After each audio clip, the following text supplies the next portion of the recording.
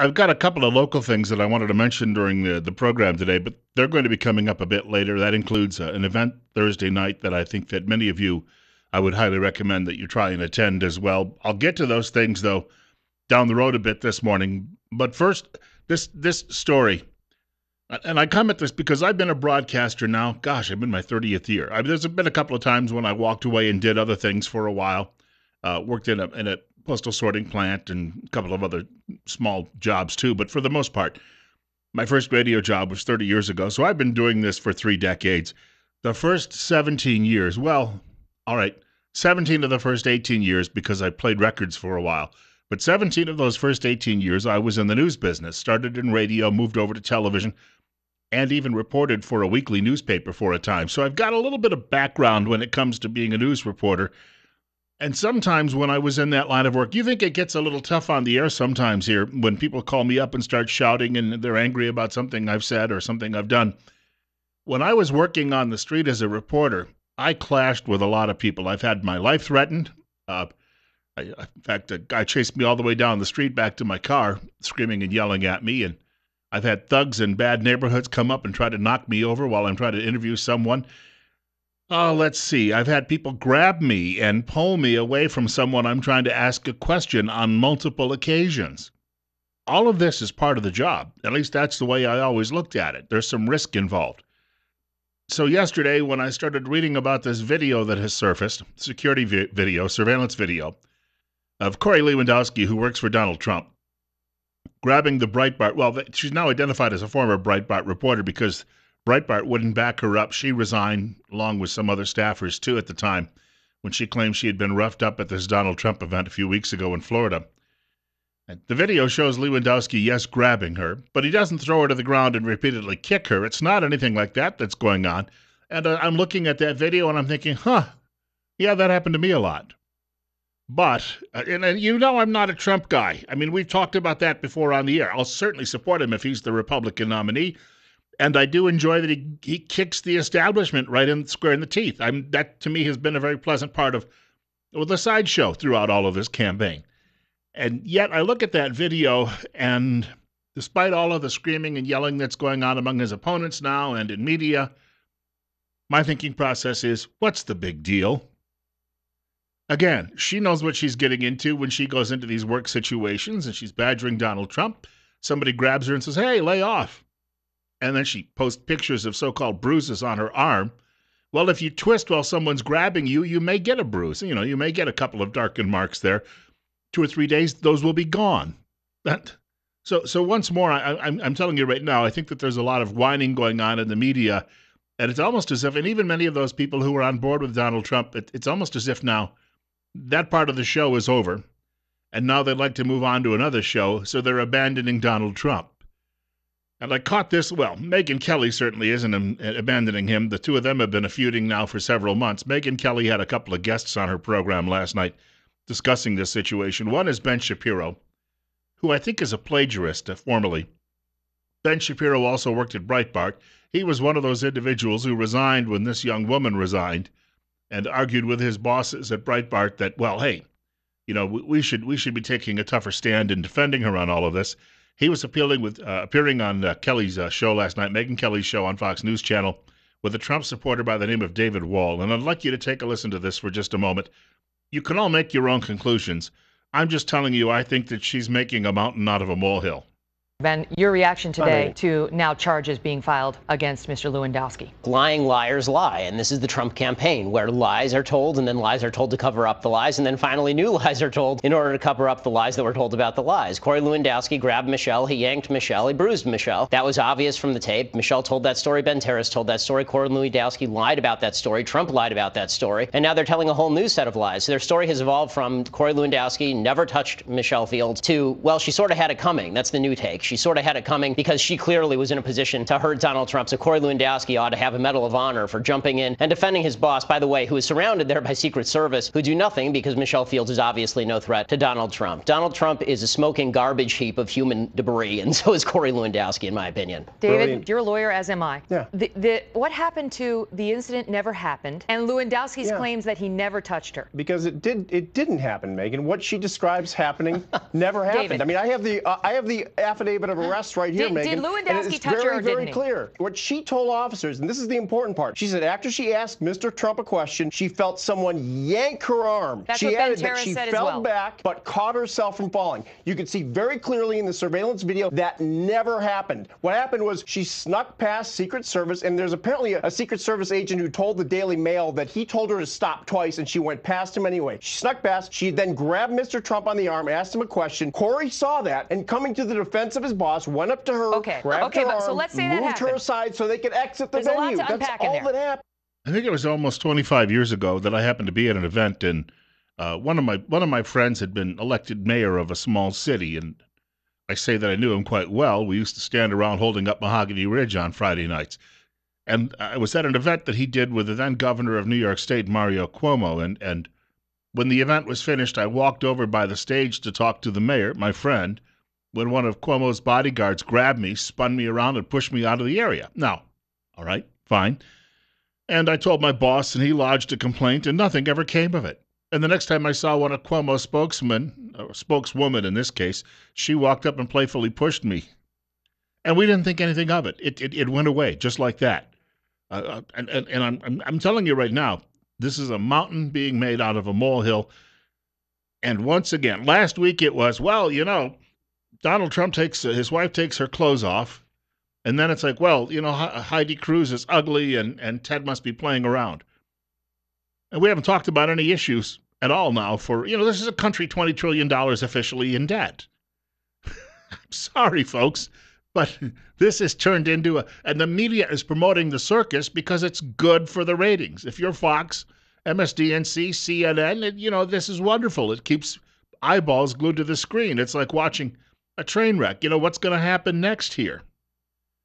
Now, I admit, Donald Trump has a background in the wrestling business, pro wrestling business. He's literally wrestled Vince McMahon on TV. He's a dang good showman. But even Trump lately has been trying to talk about more substantive things, and he can't do it because now the media wants to wallow in all of this. This is Trump speaking last night with Sean Hannity on his program. She grabbed me, and she had something in her hand. I don't know what it was. It looked like it could have been a pen, but, you know, from the standpoint of where we are, who knows what it is? So she grabbed me, and then he maybe brushed her aside, and we're going to destroy his life for that? I don't think so. I have to stick up for people. I think this was very unjust. Nobody called me. Nobody interviewed me. I wasn't interviewed by the police. I don't know. Is this police? I mean, they're in a town where I have a very big investment. I'm trying to figure, are these Democrats? Are these Republicans? Why would a man be destroyed over a tape like that? That's an interesting question to be raised in this situation. Now, what the media wants Trump to do is fire the guy and say, well, you know, mistakes were made. This is how, and media usually wins these things. You know, they'll come in, they'll start, you know, attacking and amplifying whatever they think is the problem after they've created the problem. And then someone has, and see, that's where Donald Trump, his strength has come, and the fact that he has been able to tell the media, no, repeatedly. But they're still thinking that they're going to dominate him like they dominate everybody else who is campaigning for office. We have a caller with us. You're on the air at 8:15 on Top Story on KLIX. Good morning, Bill. The reporters in the news media do not get a free pass to do anything they want to do. They do not report on the important things. All this about the girl is just a sideshow. For instance, there's a website called The Religion of Peace, and what it does, it lists the Islamic terror for the last 30 days. Most of which is not reported on. Every day, and I've seen that. Every day there has been an attack. Absolutely. Okay, on the second point, I'd like to make a recommendation for a Supreme Court judge. The person has been a judge for 20 years, been in the media for 20 years, is a Republican. On the Megyn Kelly show, she said that the government is there to serve the people, not the other way around, and it's Judge Judy. Have a good day. Hey, thank you for the call. I've heard Napolitano too as well. And a few other names have cropped up that you don't have to be a judge, by the way, to serve on the Supreme Court. I think most people think that you have to have that law degree and you have to have served as a judge for a time. No, you don't have to have any of that. They could take any one of us off the street. And if we could string a couple of sentences together, we could end up with a job. The big headline this morning on Fox News Channel has been Trump backs out of pledge to support the eventual nominee if it's not him. And I'm thinking, well, yeah, but that's because the other two guys have backed away from supporting Trump if he's the nominee. If the nominee is somebody that I think is really hurting the country and dividing the country, I can't stand behind them. That's the governor from Ohio, John Kasich, who is, for some reason, still hanging around and showing up at all of these campaign events, even though he's got a snowball's chance in Hades of ever coming out on top of all of this. Ted Cruz is also weighing in on the whole Donald Trump situation. And, this thing has gotten to the point where I almost believe when I hear this that they're looking at it now thinking to themselves, thank you to the media. The media is helping us out, helping us with our own agenda, and that self-centered agenda. Now, look, they're politicians and they all want to be president. I understand how that works. And when somebody accuses Trump and his people of lying, I'm thinking, well, all right, now they're truly politicians. However, I would just like sometimes for somebody in elective office or seeking elective office to not be so blatantly opportunist. Maybe that's what we're looking for. In the beginning, Trump had that refreshing quality for many voters. 818, you're up next. You're on the air with Bill Colley on News Radio 1310 KLIX, as well as newsradio1310.com. Go ahead. It seems to me that the news media likes to keep this fire going, and then they go and run. The first person I think it's funny they find is Kasich to ask him what he thinks, because he's the quote-unquote adult in the room.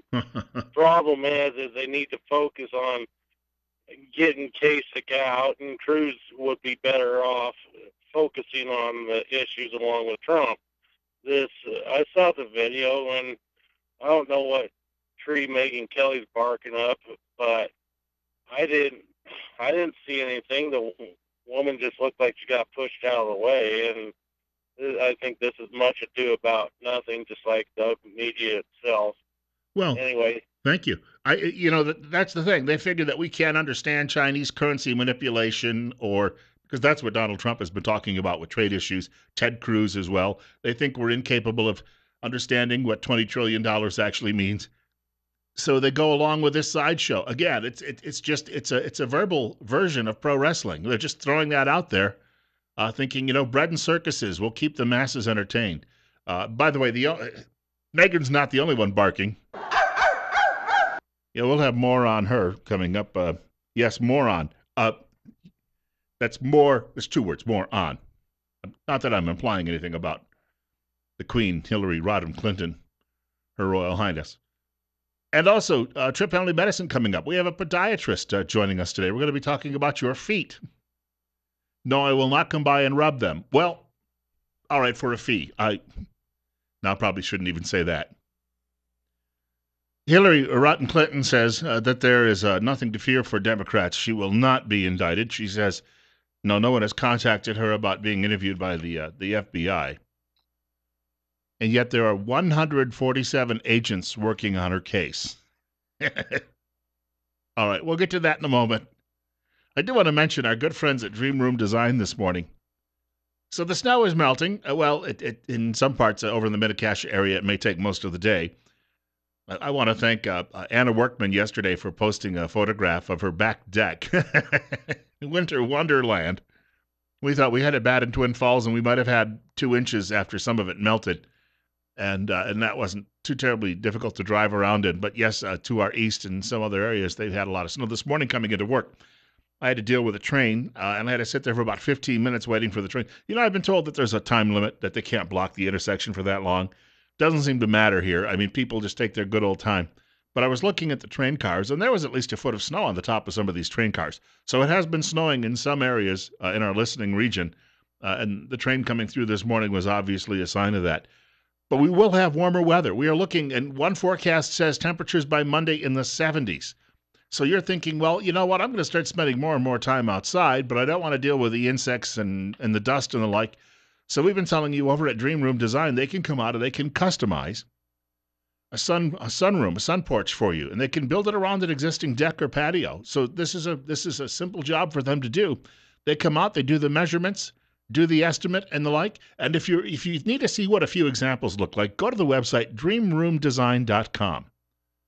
At dreamroomdesign.com, what you can do is see some of the work that they've done and hear some great testimonials from some of the people who've actually had the work done. And they'll do all sorts of designs. They can do an entirely glass room, or they can do a room that's a mix of metal and glass. That's really up to you, though. You get to make that choice. Once again, check out dreamroomdesign.com. Got a quick note here. This is from something called Commentary, a website that I see once in a while. Writer by the name of Jonathan Tobin. What are 150 or 147 FBI agents doing? Some experts quoted in the piece say this means the government's examination of Clinton's conduct is drawing to a close, though given the time needed to conduct the interviews and the fact that supposedly none had yet been scheduled probably means it won't be concluded until the summer. But as the Washington Post Chris Cillizza, who's a flaming liberal, noted, the fact that 147 FBI agents have been rummaging around in the case undermines the Clinton campaign's claim that the whole affair is something manufactured by the vast right-wing conspiracy. All of these stories keep telling us that it is unlikely that Clinton is in any legal jeopardy. How is that possible, though, given the draconian attitude toward infractions of security law demonstrated in the prosecution of General David Petraeus? The answer is that we're supposed to think that what Petraeus did was much worse because he gave information to his biographer and mistress, who did not have clearance to read the material. Yet we also know that what Clinton did exposed secret information on the internet and to the possibility of being hacked by foreign governments and terrorists. The answer then is to be found in politics and not in law. The pressure to not indict Hillary Clinton because she is going to be likely the Democrat Party nominee is intense. Hillary Clinton is above the law, folks. In the United States, it used to be said we were a nation of laws and not men. That meant we didn't have kings who arbitrarily made decisions, could chop off your head if they didn't like your looks. We are all supposedly equal with that law. And if you violate it, your punishment should be equal.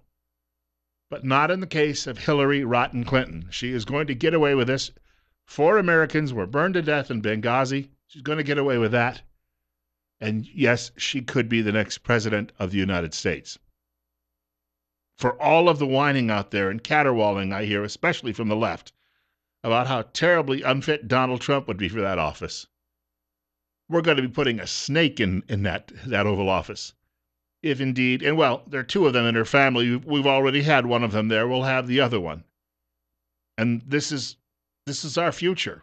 We'll hear from Mrs. Clinton in the next hour because I have a survey, new survey of Americans, says that a majority of Americans are opposed to refugee resettlement for Syrians in this country. A majority. Now, if you're a liberal or a Democrat who thinks you're smarter than everybody else, or God somehow imbued you with a better conscience than everyone else, then the question is, are more than half of your fellow Americans racist, bigot, haters? We'll spend some time on that subject in the next hour of the program, because I'm telling you right now, it's not working. Calling everybody out because they don't agree with you and saying it's because they're mean, nasty, rotten people and they don't like people who have darker skin or the Muslim faith or anything like that. And truth be told, I'm not a Muslim. I don't like the Muslim faith. That's why I'm a Christian. I find it's a much better choice. That's my personal choice. I'm just going to say this before we get to the break. And of course, we have the doctor coming up in a couple of minutes, along with a physician assistant from Better Health with Tripp Family Medicine. My point being, it's a little ridiculous to try to keep telling the American people that most of them are just a nasty group of knuckle draggers, and it's not working because the numbers who are opposed to this program and the possibility of terrorism here domestically, those numbers are growing by leaps and bounds. And if I'm a member of the political class and I'm wetting the index finger and sticking it in the air and seeing which way the wind direction is going, well, all of a sudden it's like, say, maybe they're not racist, bigot haters after all. Maybe, gee willikers, maybe they've got something there. We'll have to see.